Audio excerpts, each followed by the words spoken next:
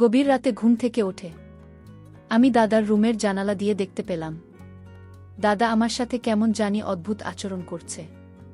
মায়ের সাথে দাদার এরকম আচরণ দেখে আমার চোখ কপালে উঠে গেল। মনে মনে ভাবলাম মা দাদার সাথে এসব কি করছে, আর একটু লজ্জা করে না? বিষয়টা ভাবতেই আমার মাথা ঘুরে যাচ্ছে।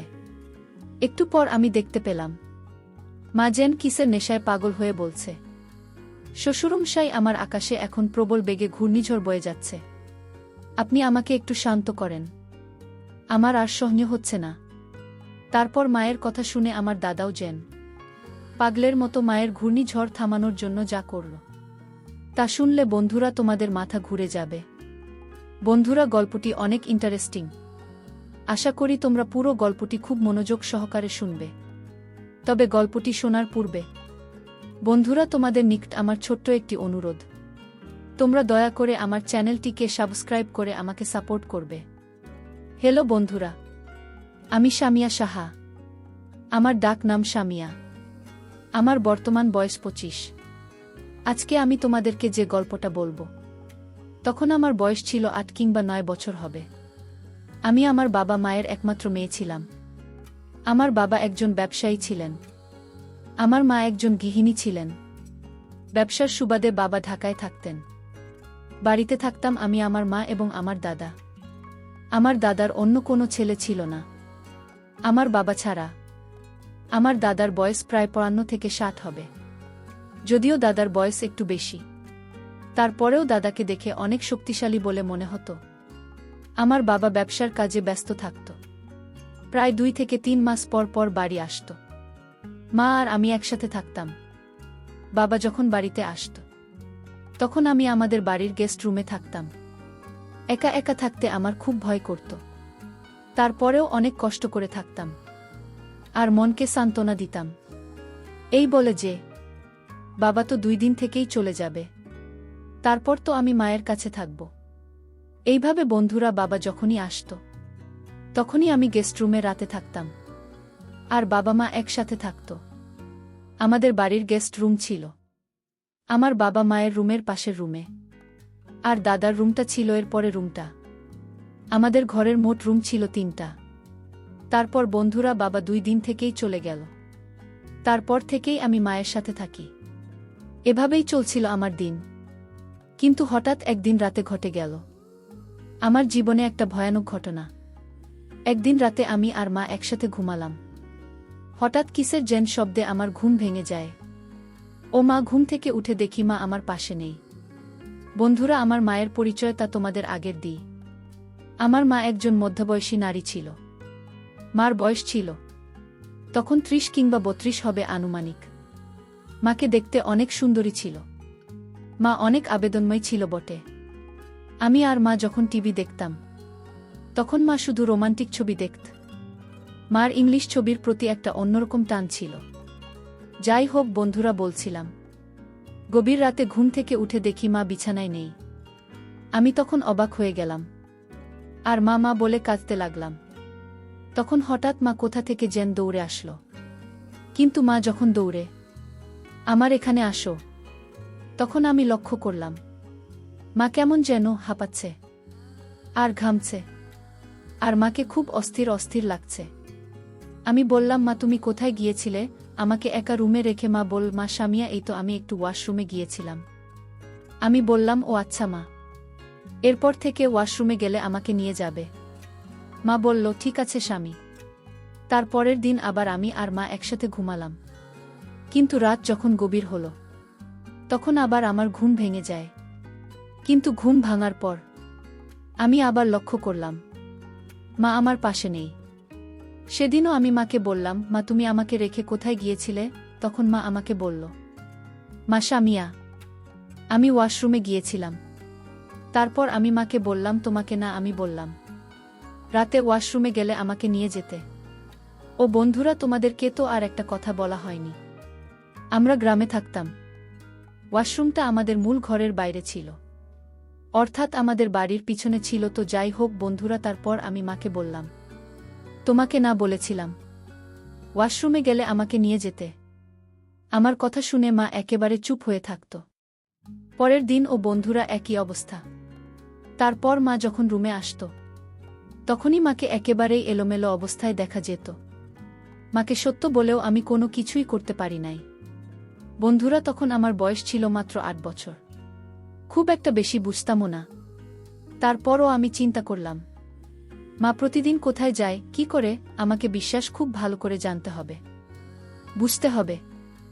আমি কোনো কিছু বললে মা কোনো উত্তর দেয় না কেন, বিষয়টা নিয়ে অনেক চিন্তায় পড়ে গেলাম আমি। মাঝে মাঝে মনে হয়েছিল আমি বাবার কাছে বিশ্বাসের করি।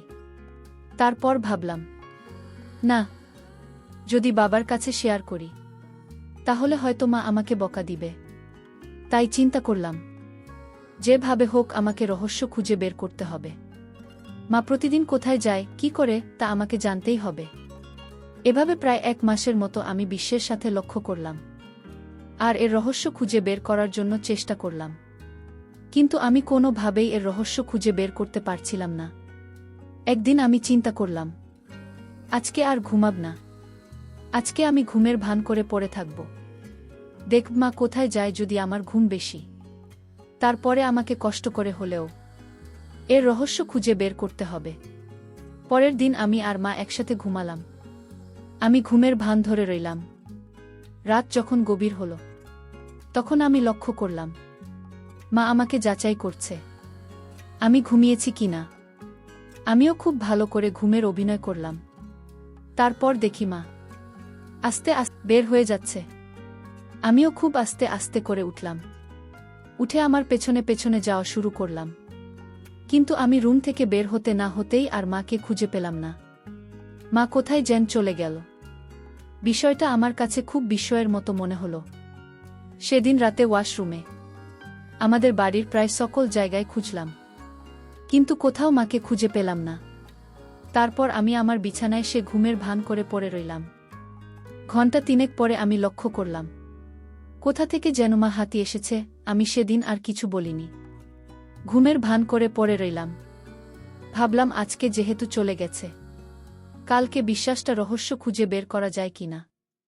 পরের দিন আবারও মা রাতের অন্ধকারে, যখন গভীর রাত হল তখন আমি অনুভব করলাম মা আস্তে আস্তে উঠে দরজা খুলছে। আমিও খুব দ্রুত গতিতে উঠে মায়ের পেছন পেছন গেলাম। মায়ের পিছন পিছন গিয়ে আমি খুব অবাক হয়ে গেলাম। দেখলাম মা দাদার রুমে গিয়ে ঢুকছে। আমি খুব হতবাক হয়ে যান আর চেষ্টা করলাম, এত রাতে মা দাদা রুমে কি করে। আমি দাদার রুমের দরজার পাশে গিয়ে চুপ করে দাঁড়িয়ে রইলাম। একটু পর আমি শুনতে পেলাম দাদা মা বলতে লাগল, আমার জান পাখি, তোমার আজকে আসতে এত দেরি হল কেন, তুমি জানো না? তুমি দেরি করে আসলে আমার খুব কষ্ট হয়। মা দাদাকে বলল, লক্ষ্মী আমার রাগ করো না, দেখো না এই মেয়েটাকে তো আমার প্রতিদিন ঘুম পাড়িয়ে তুই আসতে হয়, বোঝো না কেন জানো? তারপরও আমি দরজার পাশে দাঁড়িয়ে রইলাম। কিছুক্ষণ পর আমি বাহির থেকে অনুভব করলাম দাদা আর মা একসাথে শুয়ে কি যেন করছে, তার শব্দ পরিষ্কার আমার কানে ভেসে আসছে। শব্দটা কেমন যেন অদ্ভুত অদ্ভুত লাগছে। বন্ধুরা তখন তো আমার বয়স কম ছিল, তাই শব্দের মর্মটা বুঝতে পারি নাই। এখন বুঝতে পারছি এই শব্দের মর্মটা। শব্দটা দুটি প্রাণের অন্তিম মুহূর্তের অজানা সুখের।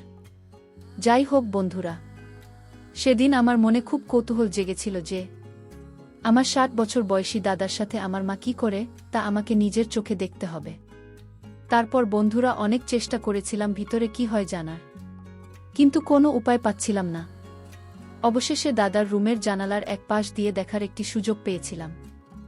দেখলাম মা দাদার সাথে কেমন যেন এক অদ্ভুত আচরণে মগ্ন।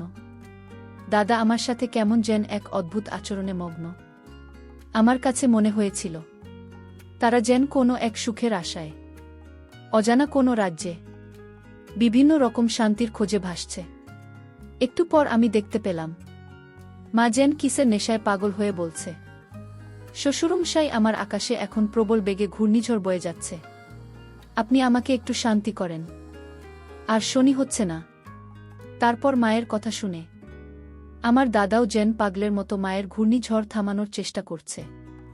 আরে দিতে মাঘে একেবারে ছানাবড়া হয়ে গেছে, আর অপরদিকে দাদা আমার ঘূর্ণিঝড় থামানোর জন্য প্রাণপণে চেষ্টা করে যাচ্ছে। দাদা এবং মায়ের এরকম অবস্থা দেখে আমার কাজ মনে হয়েছিল যেন আমার পায়ের নিচ থেকে মাটি সরে যাওয়ার অবস্থা হলো। ঘটনাটা দেখার পর আমি কাঁদতে কাঁদতে আমার রুমে চলে আসি। কিন্তু আমার গায়ে যেন কেমন এক অনুভূতি হতে শুরু করল, আর আমার মনটা খুবই খারাপ হয়ে গিয়েছিল। তারপর কিছুক্ষণ কাঁদতে কাঁদতে আমি ঘুমিয়ে যাই। বন্ধুরা, মায়ের এমন অপ্রত্যাশিত অবস্থা দেখে আমার মনের ভিতর রক্তক্ষরণ হচ্ছিল। তারপরেও মায়ের ভুল ধরতে নেই, কারণ মা তো মায়ের। মায়ের কোনো তুলনা এই জগতে হয় না। মা শত ভুল করলেও এই সমাজে, এই ঘুণে ধরা সমাজের কোনো বিচার নেই। আমার গল্পটি বন্ধুরা হয়তো তোমরা একটি বানোয়াট গল্প মনে করতে পারো, কিন্তু পৃথিবীতে এমন কিছু ঘটনা ঘটে যা সাধারণত মানুষ কখনো বিশ্বাসই করতে চায় না। আমার ঘটনাটিও ঠিক সেই রকম ঘটনার মধ্যে একটি, যার রহস্য কোনো দিন কোনো মানুষ বের করতে পারবে না। এই অয়াতীত নিষিদ্ধ লীলা, এরকম ধরনের অপ্রত্যাশিত ঘটনা যুগ যুগ ধরে হাজার হাজার ঘটে আসছে, যার সীমাবদ্ধতা শুধু অন্ধকারে ঢেকে থাকে। বন্ধুরা, আজকে এই পর্যন্তই। আবারও আসব তোমাদের মধ্যে নতুন কোনো ভিডিও নিয়ে। ভিডিওটি যদি তোমাদের ভালো লাগে তাহলে একটি লাইক দাও। প্রতিদিন আমি তোমাদেরকে একটা করে নতুন গল্প উপহার দিব, তাই তোমাদেরকে অনুরোধ করে বলছি, তোমরা যদি এরকম ধরনের ইন্টারেস্টিং গল্প পেতে চাও তাহলে দয়া করে আমার চ্যানেলটি সাবস্ক্রাইব করো। পরিশেষে তোমাদের সকলের সুস্বাস্থ্য কামনা করি। ভিডিওটি দেখার জন্য তোমাদের সকলকে অসংখ্য